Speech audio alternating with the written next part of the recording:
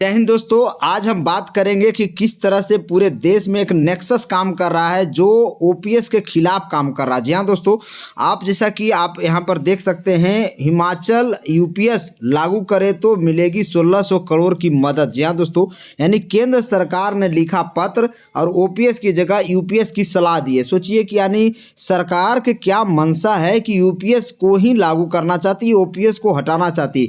अरे जो राज ओपीएस दे रही है उसे क्यों बिगाड़ रहे हो। जी हाँ दोस्तों, यानी सरकारी कर्मचारी का एक ही मांग है, ओल्ड पेंशन स्कीम।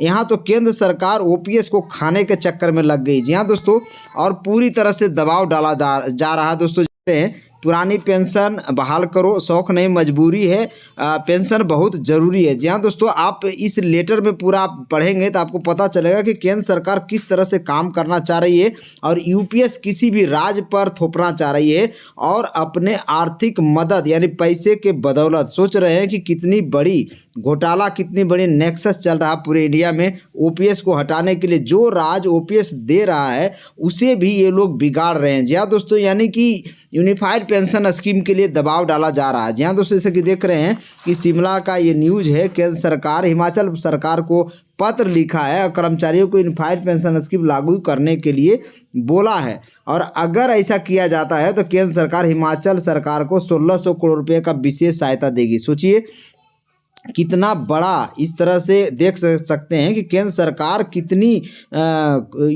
कितना हालत ख़राब है हमारे देश का कि जो लोग को ओपीएस मिल रहा है उसे भी ओपीएस छीनना चाह रही है। जी हाँ दोस्तों, आपको पता होगा कुछ दिन पहले ही समाचार में निकला था कि हिमाचल प्रदेश में ओपीएस कुछ लोगों को मिला है। जैसा कि देख रहे हैं, आपको हम पूरा दिखाएंगे। देखिए यहाँ पर हिमाचल प्रदेश में अब तक 7355 लोगों को ओल्ड पेंशन स्कीम मिला है। तो सोचिए कितनी बड़ी बात है। पहले ये एनपीएस में लोग काम कर रहे थे, उनको ओपीएस मिल गया, यानी कि वो बुढ़ापे का लाठी का सहारा मिल गया। यानी एनपीएस में आपको पता ही होगा कि जब रिटायर होते थे तो उनको मात्र 1700-1800 रुपया महीना मिलता था, किसी को 1200 रुपया महीना मिलता था।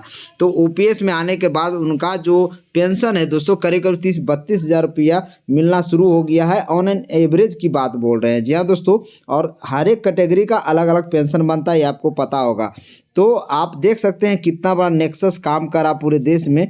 जो राज्य सरकार अगर ओपीएस दे रही है उसे भी यूपीएस देने के लिए मजबूर किया जा रहा है और पैसे के दम पर। जी हाँ दोस्तों, आपको पता होगा केंद्र सरकार, यहाँ पर देख सकते हैं साफ लिखा, केंद्र सरकार ने हिमाचल के 9000 करोड़ रुपये देने हैं, यानी एनपीएस खाते में जमा है केंद्र सरकार के पास। अगर वो केंद्र सरकार 9000 करोड़ रुपया अगर हिमाचल प्रदेश को दे देती है तो हिमाचल प्रदेश कम से कम अपने कर्मचारियों को ओपीएस दे पाएगी। आपको पता होगा हिमाचल प्रदेश में 1,36,000 सरकारी कर्मचारी है जिनको पुरानी पेंशन मिल रही है। जी हाँ दोस्तों, और सरकार इसके अलावा भी आपको पता होगा कि प्रतिबंध लगा दिए। राज्य सरकार का मानना है कि हिमाचल में पुरानी पेंशन स्कीम लागू करने के लिए केंद्र ने राज्य के लिए आर्थिक प्रतिबंध भी लगाए हैं। लोन लेने की लिमिट 6600 करोड़ रुपये तय की गई है। सोचिए, यही नहीं, बाहरी सहायता प्राप्त एजेंसियों के माध्यम से आर्थिक सहायता नए प्रस्तावों के लिए भी सीमा तय कर दी गई है। सोच सकते हैं कि पूरी तरह से जकड़ लिया गया है, यानी राज्य सरकार को जकड़ लिया गया, जबकि पूरा सरकारी कर्मचारी सिर्फ ओपीएस मांगता है और उसके अलावा कुछ नहीं मांगता। जी हाँ दोस्तों, यहाँ पर देख सकते हैं अभी वैकेंसी आई है ग्रुप डी के लिए और सबसे लो लेवल 1 की वैकेंसी है। 7th पे कमीशन के अनुसार से लेवल 1 के लिए है और पे ग्रेड आपको पता होगा 1800 पे ग्रेड होता है इसमें। और अभी ये वैकेंसी का नोटिफिकेशन आया है, यानी ओपनिंग डेट इसका देख सकते हैं 23/1/2025 है, यानी आज ही के दिन 2025 में है, 1 जनवरी यानी 23 जनवरी 2025 है। और क्लोजिंग डेट 22 फरवरी 2025 रखा गया। जी हाँ दोस्तों, और जो पोस्ट है वो 32,438 पोस्ट है, आपको पूरा आगे दिखाएंगे।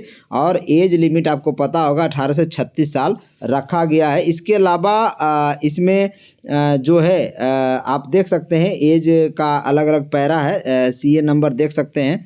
तो इस तरह से इसके अलावा आप जो जनरल और ओबीसी कैटेगरी के लोग हैं उनको 500 रुपये पेड करना पड़ेगा, 400 रुपया वापस हो जाता है, रिफंड हो जाता है।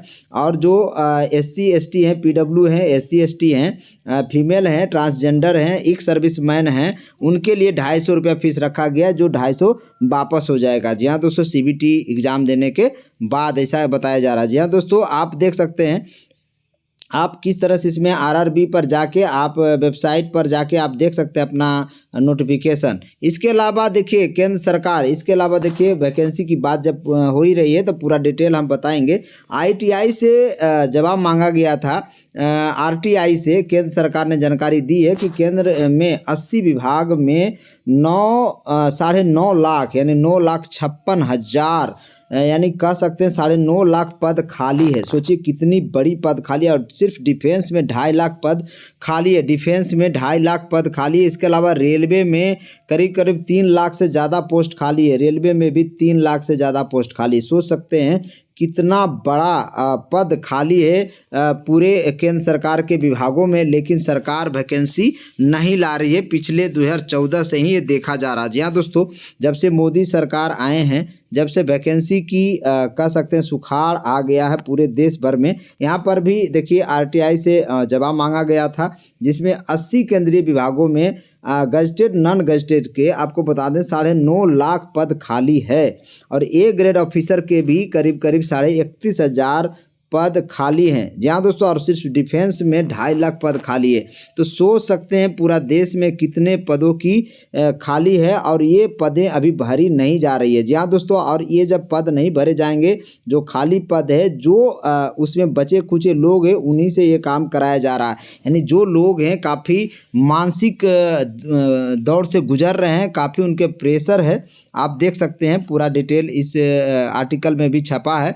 इसके अलावा निजी हाथों में जाएंगे रेलवे के सारे लोको शेड और वर्कशॉप। जी हाँ दोस्तों, ये भी न्यूज़ काफ़ी आहत करती है। जो लोग रेलवे की तैयारी कर रहे हैं, आपको पता होगा देश भर में सबसे ज़्यादा नौकरियां देती है रेलवे, तो रेलवे में भी काफ़ी लोगों को उम्मीद रहता है, जो टैलेंटेड लोग रहते हैं उनको चुन कर रेलवे में नौकरियां दी जाती थी पहले, लेकिन अब ये सपना हो गया है। यानी कि युवाओं के ऊपर बहुत बड़ा कुठारा घाट मारा जा रहा है। आप देख सकते हैं रेलवे बोर्ड ठेके पर, जहाँ दोस्तों ठेके पर देने की सिफारिशें मानी, नीति हुई जारी, और देश भर में रेलवे के 700 वर्कशॉप और 3 लोको शेड को PSU के अंतर्गत दिया जाएगा। आपको पता होगा, यानी ठेके पे दिया जाएगा। और PSU कौन कौन है? रेलटेल है, रेल विकास निगम लिमिटेड, IRCTC है, IRFC है, इरकॉन इंटरनेशनल, तितागढ़ रेलवे, राइट्स है, कॉनकोर है, कंटेनर रेलवे समेत 12 सब्सिडियरी और 5 जॉइंट वेंचर हैं। तो इस तरह से कह सकते हैं प्राइवेटाइजेशन की तरफ देश बढ़ रहा है।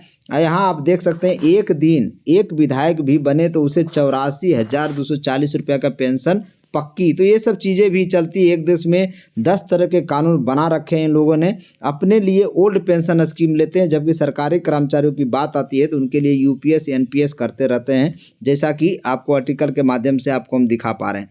इसके अलावा देख सकते हैं हिमाचल में 7355 को मिली old pension scheme.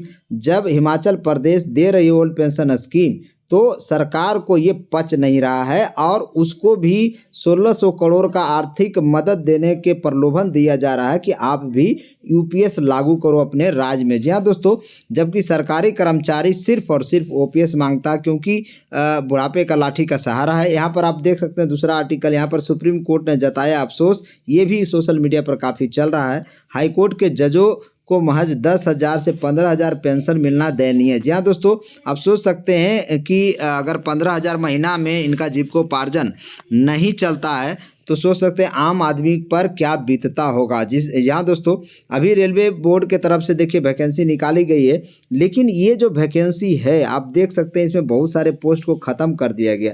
No recruitment देख सकते हैं, cell made category of hospital assistant, assistant depot store, general assistant, stage porter commercial, assistant category, assistant cook, assistant canteen, assistant workshop. सोचिए असिस्टेंट बक्स, असिस्टेंट वर्कशॉप आप बता ही रहे हैं, assistant coach attendant, assistant lab, track maintainer group 4th का है, accordingly the approval of competent authority. जी हाँ दोस्तों, ये सब पोस्ट को ही ख़त्म कर दिया गया है।